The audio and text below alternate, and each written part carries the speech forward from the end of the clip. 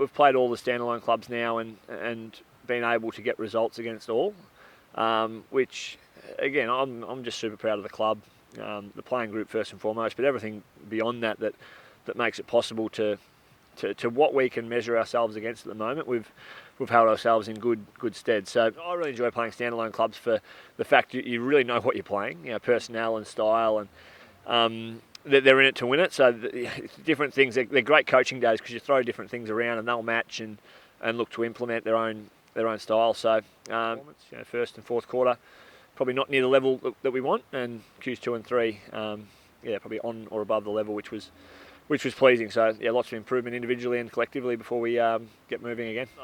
They've had a really competitive year.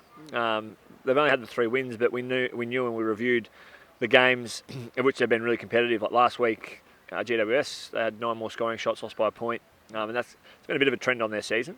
And they're going to be a very good side in time. I think in 12 months you'll be seeing Frankston right up and about. And from our point of view, like we saw that in the first quarter, we actually couldn't get a handle on our game. Game was played in our back half. We were inaccurate when we got opportunities, and the fundamentals deserted us, consistently across the first quarter. So credit to our players and the leadership and the ability to calm at quarter time.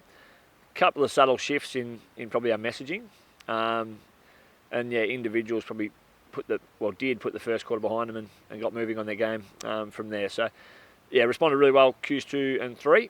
But the last quarter again probably let ourselves down, turned it into a bit of a slingshot game. And I think in terms of four-quarter performances, love the game of Nathan Cooper in the back half. Lots of intercept. He's using the ball really calmly and cleanly. So he was right at the top of the tree for me today. Don Brew kind of around contest and clearance was good. I thought our midfield had an indifferent day, but Brew was handy. Sean contributed and had a really good middle patch of the game. And probably in the front half we found some winners in terms of Noah Lever, Sam Payer, Hudson Garoni, were as close to kind of fourth-quarter performers as we would have liked today. But the pressure is real from what the guys are doing at local level.